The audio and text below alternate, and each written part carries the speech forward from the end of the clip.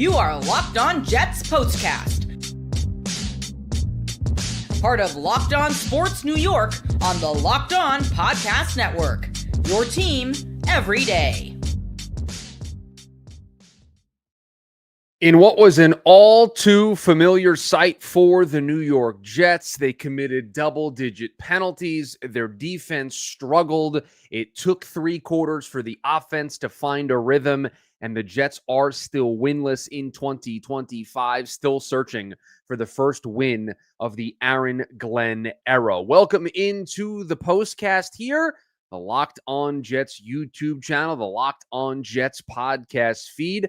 I'm your postcast host, Chris Schubert, here with you recapping all things New York Jets. It was a 27-21 final for the New York Jets. And I'll tell you, that final score not indicative of how poorly in this game the New York Jets played. And we will start.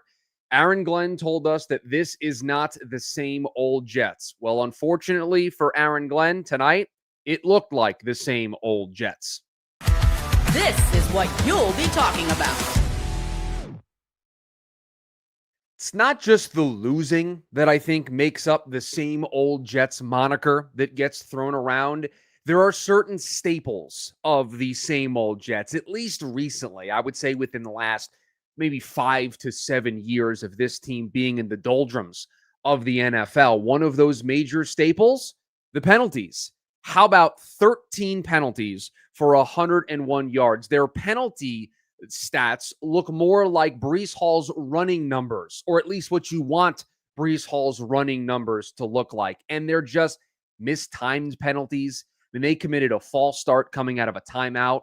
And those were just the accepted penalties. They had 2 penalties on the kickoff that they got after Miami scored 3 points. Only one of those was accepted. It's just a team that continuously shoots itself in the foot. Now, yes, certainly some calls did not go their way. I thought it was a very ticky-tack call against Garrett Wilson on the OPI. They certainly didn't get a late hit out of bounds on Justin Fields. They didn't get a late hit on Jeremy Ruckert. There's plenty to complain about, but I don't want to hear complaining when this is the way the team played for 4 quarters. The procedural stuff on offense, I was promised that was cleaned up. I was promised that they had put that stuff in the past. False starts, illegal motions, illegal shifts, defensive holding calls on Sauce Gardner. I mean, it just ran the entire gambit of what this defense, this offense, this team was doing when Robert Saleh was here, and it was doing with coaches before that. Just the little things they can't do right. They lose the turnover battle in this game. That's another same old Jets. They put the ball on the ground. The Miami Dolphins pick it up. The Miami Dolphins put the ball on the ground. No Jets to be seen to be able to pick up a turnover and try to create some momentum. It's just everything that can go wrong for this team does go wrong. Same old Jets, an offense that takes way too long to get into gear. The first drive was really impressive, and I do want to focus on that first drive when we dive into the offense. But outside of that first drive, took forever to get the passing game involved. The first target for Garrett Wilson doesn't come until there's 5 minutes to go in the first half. Justin Fields at halftime looked like a quarterback that you had to consider benching because he wasn't throwing the ball down the field. I mean, it's just too many things that stack up upon one another. And the Jets they're not good enough to overcome all of those things. And that's what makes them the same old Jets, is they feel like they do it to themselves, because we sit here, we do this postcast, and the final score is 27-21. Imagine a world where they don't commit the 13 penalties. Imagine a world where they don't turn the ball over 3 times. Imagine a world where their offense can get into flow early and often, and they're not playing from behind with an offense that's not really designed to do that. Just imagine how many games are already in a 4-game sample for Aaron Glenn could have gone his way. But unfortunately, it is still the same old Jets. And I know Aaron Glenn tried to tell us that it's not. It is. It's the same things that this team has been doing for years. They're undisciplined. Defensively, they can't get a big stop when you need them to. Offensively, it takes too long to get into rhythm. They commit bad penalty after bad penalty after bad penalty. They never get a turnover. It is just the same things over and over and over again. Michael asking where John is. Don't worry, John's not going anywhere. He's still got you covered all week long on the Locked On Jets podcast. I just do the postcasts here after each Jets game throughout the course of the season. This is the third one that we've done here so far this year. We used to do these over on the Locked On Sports New York channel, so I did them all throughout the Jets season last year. Consider this your post-game hangout for all things New York Jets, but John will have his thoughts. He'll have a little bit more time to sleep on it than I do, and he'll have the thoughts in the podcast feed for you either later on today or tomorrow. Let's talk about the offense. It was a pretty impressive opening drive for the Jets. I'll tell you what, Tanner Engstrand knows how to call an opening sequence. He knows how to put together that game script to begin, because that had the hallmarks of everything that you want this Jets offense to have. Big, huge chunk plays for Breece Hall, for Braylon Allen before he got hurt. Quick throws to try to get Fields in a rhythm early. And you saw in this game what happens when Justin Fields isn't in a rhythm passing the football. He avoids it altogether. So they had those in there. He scrambled on some pass plays where things broke down. They had some design QB runs. It was all going according to plan, and they were keeping the ball on the ground. And as the broadcast was mentioning, they were really mentally draining the Miami Dolphins on that first drive. And then they have the turnover. Braylon Allen fumbles going into the end zone, would have put the Jets up 7-3. And instead, it's a huge turnover that directly leads to a 15-play, 96-yard drive for the Dolphins. And the Jets are facing a 10-0 deficit. Then after that, it was drives derailed by penalties and more turnovers. Fields fumbled the ball on fourth down. As we mentioned, a false start out of a timeout. They couldn't throw the ball down the field. Their only points to show for it in the first half was Nick Folk, career-long 58-yard field goal. Shout out to him. He was probably the Jets' best player in this game. They come out the second half, a turnover on the opening kickoff. Then they get into a little bit of a rhythm because of a broken play. Justin Fields breaks a 43-yard touchdown on a fourth down passing route that just wasn't there, so he just takes off and scrambles and makes a couple guys miss, and shows you why Justin Fields, they think he can do something here in New York, because he has that type of talent. But it's just too long to get the passing game involved, took too long to get Garrett Wilson involved, took too long to get Mason Taylor involved. I thought he looked really solid tonight. It just takes too long for the Jets to find flow, not with the running game, but with the passing game. And I know the Jets are going to be a run-first team, but you have to get the respect of other teams' defenses when it comes to your passing game, or they're going to load up the box. Justin Fields has already shown early on a tendency to get scared, to get nervous, to just tuck the ball down and run and not throw the ball down the field. I mean, he was just checking it down all over the place through the first, 2.5 quarters of this game. Then it finally started to open up for him, end of the third, early into the fourth. So they just need to start fast. And I don't think it's really anything on the offensive play calling. They just got to execute. You've got your offensive line trying to pick up who the mic is, procedural stuff. That doesn't help an offense. That's really, they got to stay ahead of the chains. They got to stay ahead in their game script so that they can continue to run the football and get themselves into positive downs. And the procedural stuff, Justin Fields not willing to throw the ball down the field, all of it, just you put it into a soup and it spits out the offense that you saw from this Jets team tonight. Want to talk about the defense, want to talk about where the Jets stand here now at 0-4, still searching for the first win of the Aaron Glenn era. The other stuff to keep an eye on, injury updates coming out of this game. We will get to all of it and your thoughts, as always, here on the Jets Postcast on the other side. This episode brought to you by Prize Picks. Every day we make decisions, but on Prize Picks, being right can actually get you paid. Don't miss the excitement of this football season with Prize Picks, where it's good to be right. Playing Prize Picks is such a fun, simple way to add excitement to the football season. All you do is pick more or less on player projections, like Josh Allen's passing yards, Saquon Barkley rushing for a touchdown, and you're in the game. You can make your lineups in under a minute. They just added stacks. So if you want to ride with a player, you can select their passing yards, rushing yards, and touchdowns all in one lineup. Also fun to follow other players in the app and copy their lineups with one click. And the new injury reboot feature, if your player leaves early and doesn't return, it won't count against you.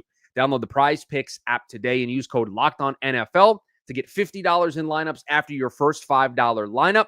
That's code LOCKEDONNFL for just $50 in lineups after your first $5 one. Prize Picks. It's good to be right. Guys, you've probably heard of Viagra or Cialis. Maybe you've even tried them. But if you're looking for something beyond the usual pill, it's time to meet Rugiet's Go Long. This isn't just another ED pill. It's a total game changer for confidence. Go Long combines 2 doctor-trusted medications, all in one dual action formula so you can go the distance. The effects can last up to 36 hours. That's confidence all day, all night, and even into the next day. The process, simple. You connect with a board-certified doctor 100% online, and if prescribed, your treatment ships discreetly right to your door. Ready to level up your confidence in the bedroom? Head to rugiet.com and use the promo code LOCKEDONNFL for 15% off your first order. That's Rugiet, rugiet.com, promo code LOCKEDONNFL, and make sure to use our code so they know that we sent you. Caffeine just got a flavor upgrade. 5-hour energy shots deliver tasty caffeine in 17 bold flavors. Each 2-ounce shot packs the caffeine of a premium 12-ounce cup of coffee, plus B vitamins and nutrients, 0 sugar, and 0 crashes. What I love most, how portable they are. Big taste, tiny shot. You can take it anywhere and get that boost when you need it. Enough with boring, flavorless caffeine. It's time to give your caffeine a flavor upgrade with 5-hour energy shots. Get the favorites you love or be bold and try something new in store and online at 5hourenergy.com or Amazon today. Back here, the Jets postcast, Locked On Jets YouTube channel, the Locked On Jets podcast feed. I know we've got some new people in here. Another reminder for those of you just joining us on the YouTube side of things, don't worry. John isn't going anywhere. He is still here doing the podcast every single day. This postcast, consider this, in most cases, your instant therapy after these games get done. I've got you covered on the post-game side of things. John has you covered, just like always, in the podcast feed Monday through Friday. Let's talk about the defense here, and it was another rough one for them, I thought, early on in this game. They did a solid job against the run early, and they were getting gashed in the passing game, and it was specifically against those bootlegs, the naked bootlegs, anything play action. The Jets were biting, and it was just free reign for Tua to get big chunk play after big chunk play, and it was in particular just crossers over the middle of the field. Tyreek Hill, before he went down with that gruesome injury, and hopefully everything's okay with Tyreek Hill. I know they are calling it a dislocated knee, but that was gruesome, and I'm somewhat surprised that ESPN even chose to show a replay of that injury. It was gruesome in real time and didn't need to see the replay. But crossers for Tyreek Hill, crossers for Jalen Waddle. I mean, Darren Waller in his return to the NFL, guy retires in 2024, comes out of retirement. This is his first game of the season. And what, he catches 2 touchdowns in this game? I mean, the Jets just need to be better. That's a guy coming out of retirement, and he gets you for a score. He gets you for, let me get his final stat line, 3 catches, 27 yards, and the 2 touchdowns. The Jets don't have an answer for that, and he's matched up on Sauce Gardner on one of those, the first one. I mean, the Jets just need to be better, and they were getting gashed with big plays. The second drive, the drive where the Dolphins took the 10-0 lead, they played press man on a 3rd and 10. That led to a big play for the Dolphins. They kept the drive alive, and they just got down early. The defense gave the ball back to the offense. The offense scored to make it 17-10. Justin Fields with that big touchdown, and immediately the response is Miami goes down the field and scores to make it 24-10. They could never get the stop and get the ball right back to the offense to give them momentum.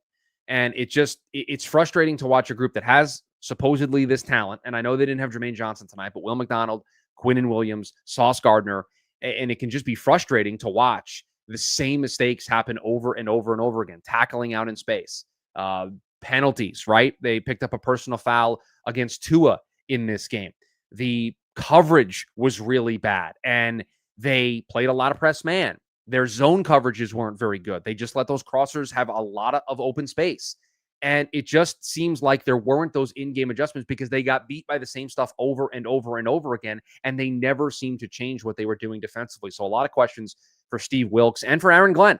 Aaron Glenn's a defensive-minded guy. He was supposed to come in here and fix all of the issues that were still standing with this defense when Robert Saleh left, especially when it came to discipline, pursuit angles, tackling in space, all of that stuff. We are 4 games in, and it does not feel like anything has changed on that side of the ball. And that leads us to it's getting late early for the New York Jets.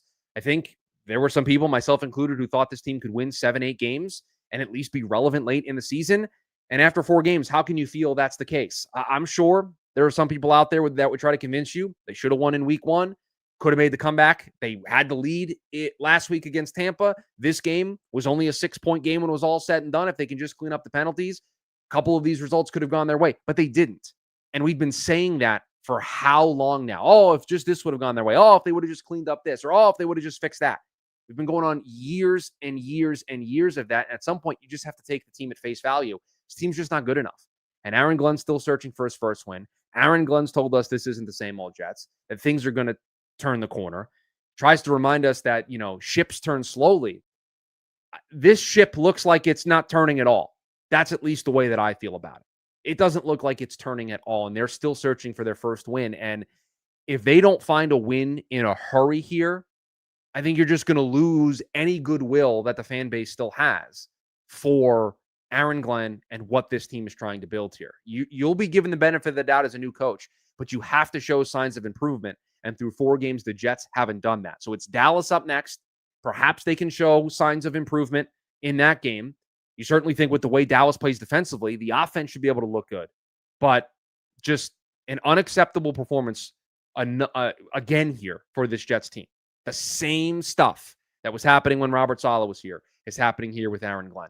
Cannot wait, and we're doing this live here after the game, so I'm not listening to what Aaron Glenn is saying, but I can't wait to see what his reaction is at the podium, because I certainly don't want to hear that this isn't the same old Jets, that, things are going in the... I don't want to hear any real positives out of this game, because there aren't many. I mean, Garrett Wilson made an incredible catch. Mason Taylor looked good. But other than that, you're looking at an 0-4 team that's making the same mistakes that they did a year ago. And arguably, this team might be worse than they were last year. I mean, I don't know how you see this team winning games right now with the formula that they are following. The stuff to keep an eye on, we'll get an injury update. Braylon Allen left this game with an injury. Michael Carter left with a concussion. So a team that was already banged up as it is, losing Jermaine Johnson. They didn't have him tonight. They now have 2 key injuries. I know Michael Carter wasn't playing great this season, but now you're thrusting a rookie into action out there in that secondary. And with Braylon Allen gone, that makes Isaiah Davis the backup running back, and that changes a little bit what you have to do defensively. A tough one for the Jets. Still searching for their first win here in 2025 in the Aaron Glenn era. You thought this would be the one. Unfortunately, it looks like the Jets are the basement dweller of the AFC East. They certainly look like the worst team, because if you can't beat the Miami Dolphins, how do you expect them to beat the New England Patriots? How do you expect them to beat the Buffalo Bills? You don't. And so it feels like it is going to be a long slog here for the New York Jets if things don't change in a hurry. And it feels like it could be another really disappointing year. There was a ton of optimism coming in, but 4 weeks in, still searching for their first win. It feels like that optimism is running out rather quickly. If you are new to us here on the Postcast, thanks for hanging out with us. We really appreciate you spending some time with us after the game and making us your choice for some post-game content. If you are new, hit that subscribe button, turn on the notification bell so that you are notified when we go live. For those of you listening to us after the fact in the podcast feed, and this is the first you're hearing of these Jets postcasts, come on out and join us. The moment the Jets are done, we go live here on the Locked On Jets YouTube channel to have instant reaction and talk all things New York Jets. 27-21 is the final, not really indicative of how poorly the Jets played in this one. It is back to the drawing board, and for right now, it is still the same old Jets. Until next Sunday against Dallas, have a good one, Jets fans.